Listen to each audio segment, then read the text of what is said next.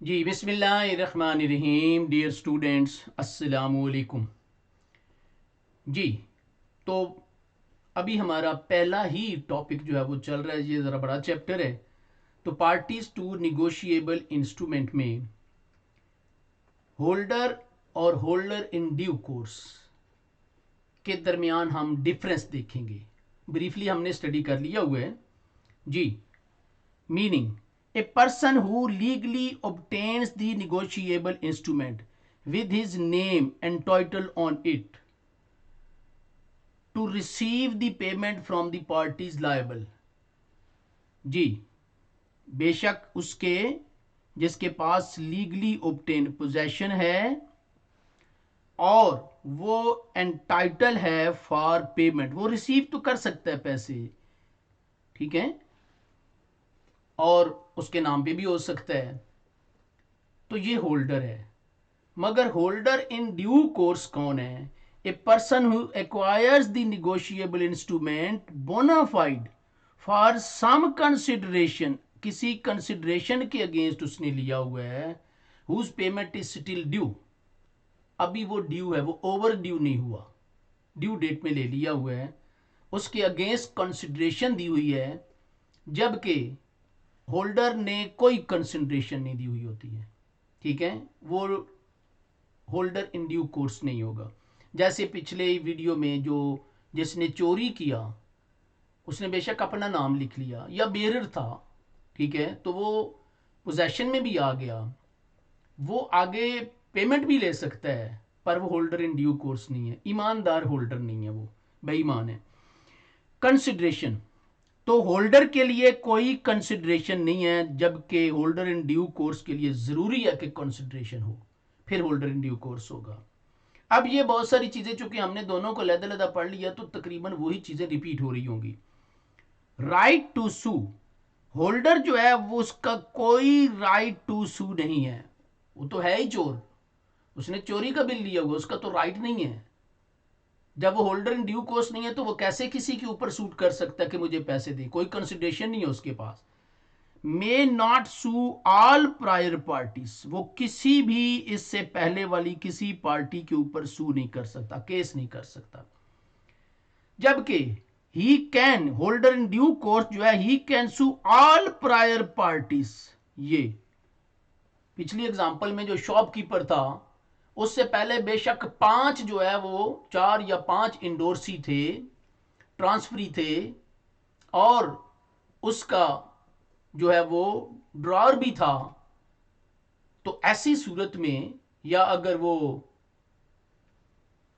ये promissory note था तो उसका मेकर भी था, तो वो सब के ऊपर जो है वो सू कर सकता है, जिसको दिल करता है वो सबको पकड़ सकता है, उससे उनसे पैसे ले सकता है, ठीक है जी।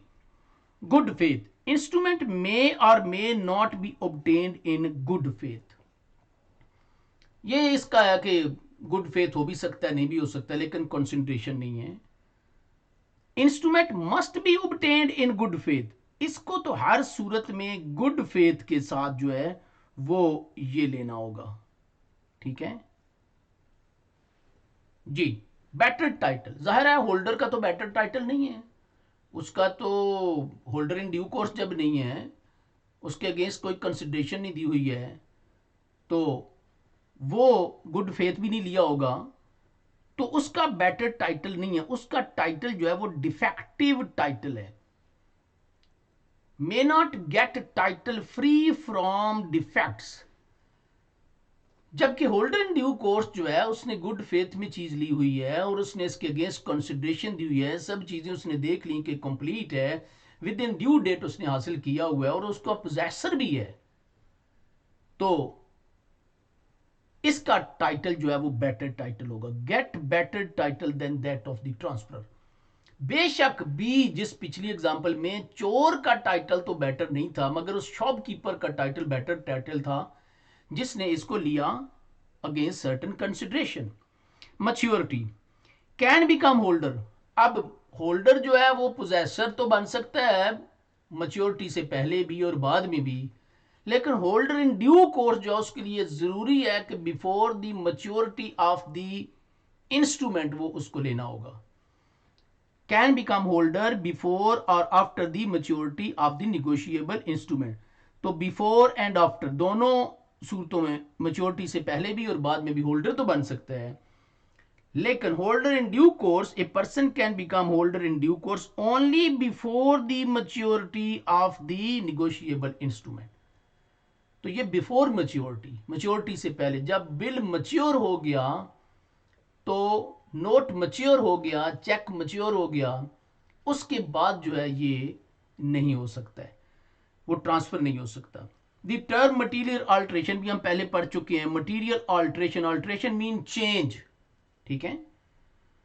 इन relation to the promissory note, bill of exchange और cheque includes any alteration of that date, तो डेट की ऑल्ट्रेशन होगी। सम पेएबल, जो अमाउंट जो उसके ऊपर लिखी है उसमें अल्ट्रेशन होगी। The time of payment, the place of payment, कई जगह पे प्लेस भी हो सकती है ना, कि आप मेरे ऑफिस आएंगे तो मैं आपको ये दे दूंगा, ठीक है, या बैंक में पहुंचेंगे तो आपको पैसे मिल जाएंगे, तो कोई प्लेस भी हो सकती है। और ये बिल ऑफ एक्सचेंज की सूरत में और निगोशिएबल इंस्ट्रूमेंट की सूरत में, where any such instrument has been accepted generally the addition of the place of payment without the acceptor assent। जी, ऐसी सूरत में अगर कोई ऐसी चीज हुई है, कोई मटेरियल अल्ट्रेशन है, तो अगर पार्टीज की रजामंदी से, ठीक है, accepted generally where and where any such instrument has been accepted generally the addition of the place of payment without acceptor, यानी आपने कोई उसमें चेंज कर दी विदाउट एक्सेप्टर एसेंट। अब एक्सेप्टर कौन होगा? ये एक्सेप्टर जो है वो तीन पार्टी में होता है, और स्पेशली बिल्स ऑफ एक्सचेंज में जो ड्रॉई है, जब वो साइन कर लेता है कि जी हाँ मैं दूंगा, तो वो एक्सेप्टर बन जाता है, ठीक है। और अगर इनमें से कोई चेंज हुई है इसकी मर्जी के बगैर, इनकी मर्जी के बगैर, तो अगर इनकी मर्जी के असेंट मर्जी से हुई है तो फिर तो ठीक है, अदरवाइज ये मटेरियल अल्ट्रेशन में आएगी।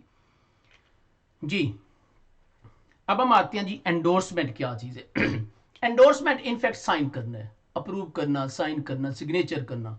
अब साइन करने की जगह पे जो लॉ है वो इसको एंडोर्स करना कह देता है।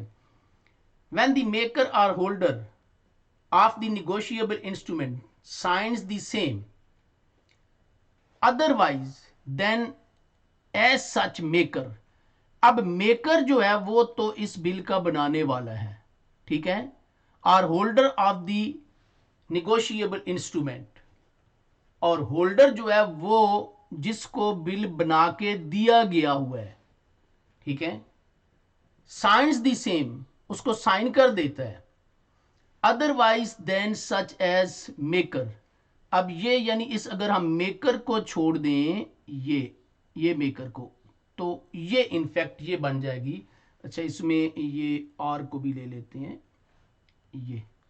ये सिचुएशन बनेगी ये when holder of the negotiable instrument signs the same. Holder जो है वो जब साइन कर देता है जिसके पास बिल है, otherwise than as such maker, यानी मेकर के अलावा।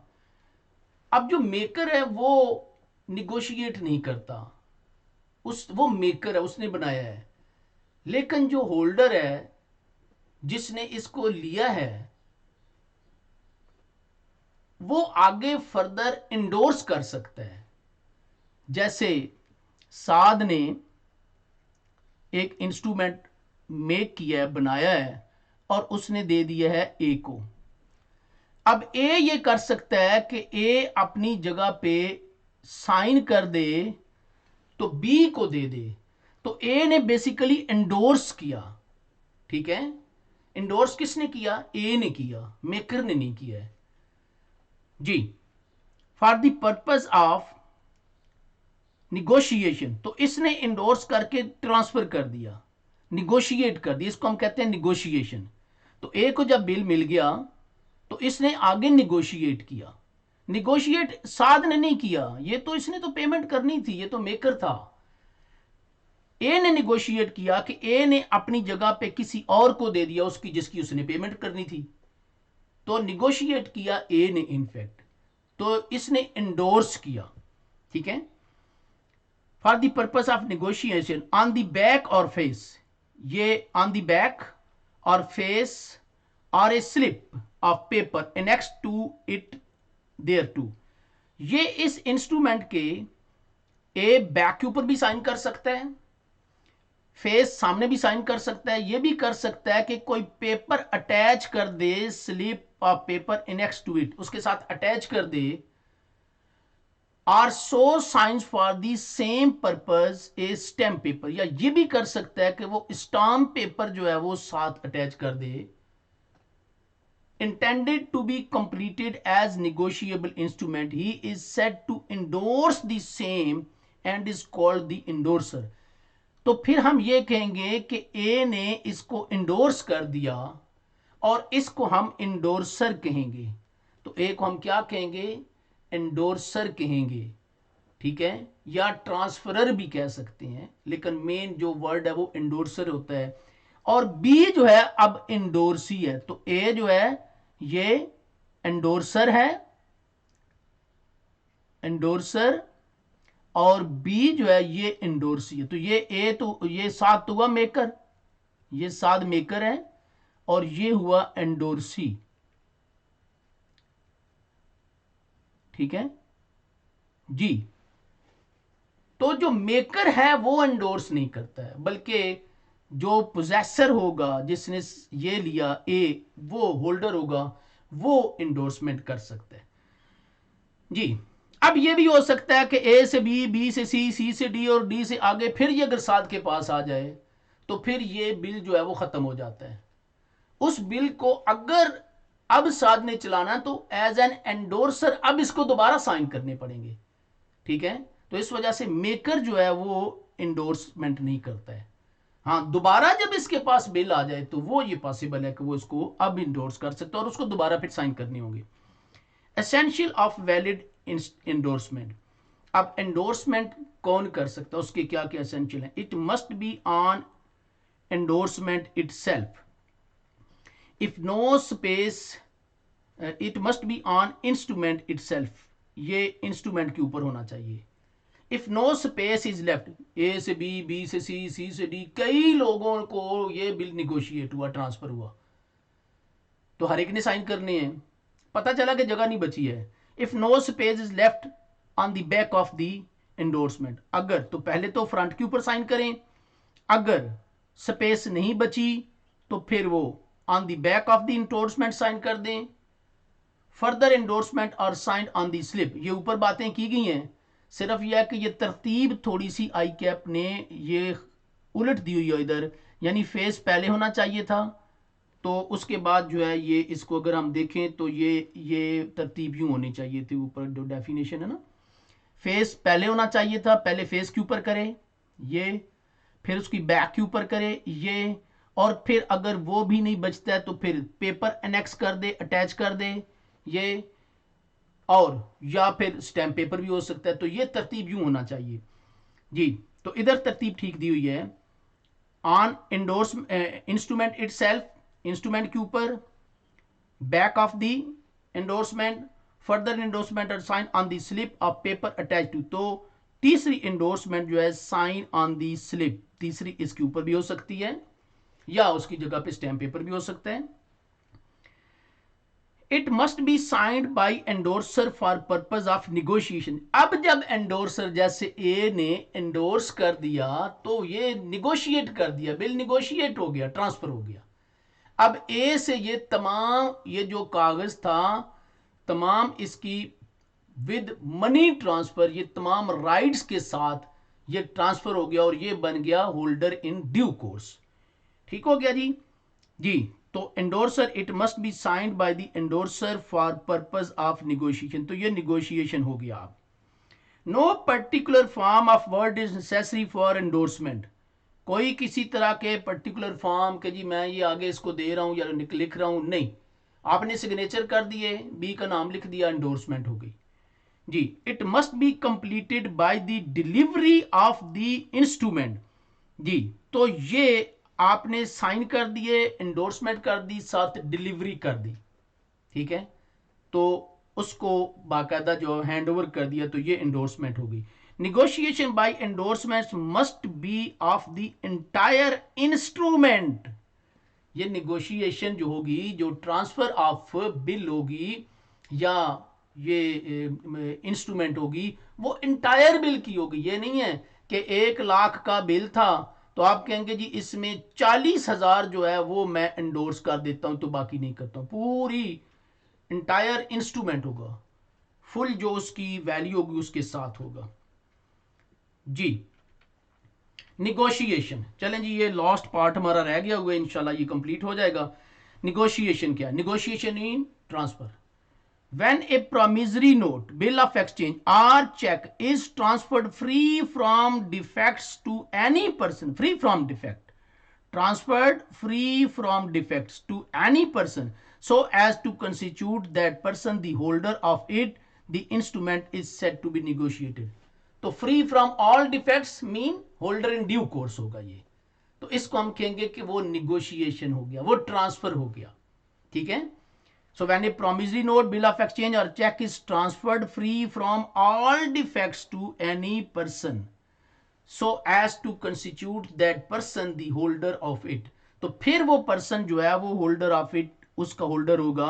The instrument it set to be negotiated, तो इंस्ट्रूमेंट अब निगोशिएट हो गया, वो ट्रांसफर हो गया।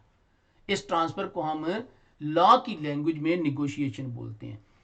Payment in due course, payment in due course, payment in accordance with the apparent tenure prior period expressly written of the instrument in good faith and without negligence to any person in possession of it under circumstances which do not raise doubt over its title। जी अब payment in due course क्या होगी? वो उस वक्त होगी जब आपका जो टाइटल जो है वो टाइटल इन ड्यू कोर्स होगा, ठीक है। सो payment in accordance with the apparent tenure, यानी आपको उसका एक्सपायरी पीरियड से, मैच्योरिटी पीरियड से पहले मिलना चाहिए, जो उसके ऊपर एक्सप्रेसली रिटन, जो उसके ऊपर लिखा हुआ है उससे पहले मिलना चाहिए। Of the instrument in good faith, आपने वो इंस्ट्रूमेंट गुड फेथ में लिया हुआ हो, ठीक है, कोई उसमें नेग्लिजेंस ना हो। ऐसा ना हो कि एक घरों में काम करने वाली जो है वो जिस तरह से आपको एग्जांपल दी, तो बिल्कुल पता चल रहा था, कपड़ों से हर बात से पता चल रहा था कि वो इतना महंगा लैपटॉप नहीं ले सकती है, तो उसमें कोई गड़बड़ थी। एक बिल्कुल गरीब आदमी बुरे हालात में आईफोन लेके शॉपकीपर के पास पहुंच जाता है, तो शॉपकीपर को पता होता है कि ये चोरी का है और वो फिर प्राइस भी चोरी की लगाता है, तो फिर वो होल्डर इन ड्यू कोर्स नहीं होगा। To any person in possession of it under circumstances which do not raise doubt, तो किसी तरह के ताकि उसमें कोई डाउट ना हो, तो ये पेमेंट इन ड्यू कोर्स होगी। चलें जी, जनरली हमारे जो निगोशिएबल इंस्ट्रूमेंट्स हैं उनको हमने स्टडी कर लिया और उनके फीचर्स पढ़ लिए हुए हैं। अब आप देखेंगे कि जो अगले हम इंस्ट्रूमेंट पढ़ेंगे अलग-अलग से, promissory note, bills of exchange और चेक, तो बहुत सारी कॉमन चीजें उनमें ये होंगी, ठीक है। चलिए, अल्लाह हाफिज।